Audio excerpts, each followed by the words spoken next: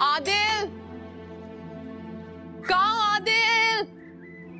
आ जाओ। आदिल, आ जाओ। कहाँ आदिल? अरे तुम तो बड़े काम कर रहे हो। क्या आंधी तूफान की तरह शोर मचाती आती है? छोटा सा तो घर है, आदिल कहीं गुम नहीं हो सकता। अरे अपनी आमद की इत्तला देती हूँ तुम्हें ताकि तुम अलर्ट हो जाओ जरा। अच्छा खैर, कहीं जा रहे हो क्या? हाँ, दोस्त की तरफ जा रहा हूँ। अच्छा, पकाया क्या है? पता नहीं, अब्बा ने कुछ पकाया होगा, किचन में देख लो। अम्मी ने तो आज कुछ भी नहीं बनाया, कह रही थी चटनी बना लो रोटी के साथ खा लो। हमारी अलग से अब रोटी और चटनी कहाँ उतरती है। अच्छा सुनो, वो तुम्हारी दोस्त की फूफो की तबीयत खराब थी, अब कैसी है? तुम्हें कैसे पता? बीमार है वो। कितने घुन्ने हो ना तुम, सारी खबर रखते हो तुम।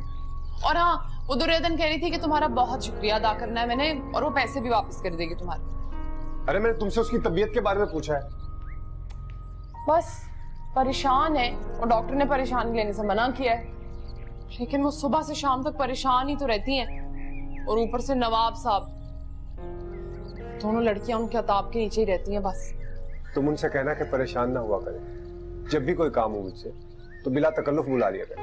हाँ, मैं भी उसे यही कह रही थी कि आदिल को पता है कि तुम मेरी दोस्त हो, इस बात का हमेशा ख्याल रखेगा, और जब भी कोई जरूरत होगी वो ना नहीं करेगा।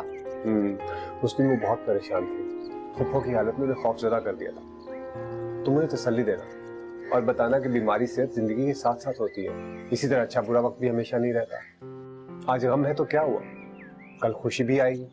तुम्हें बड़ी खबर है कि वो हसास है। मैं तो भूल ही गई, मैं तो सालन लेने आई थी यहाँ पे। चने की दाल बनी है, वो नहीं मैं खाती। ये 2 अंडे मिले, मुझे ये लेके जा रही हूँ। अरे ये मैं नाश्ता के लिए लाया था।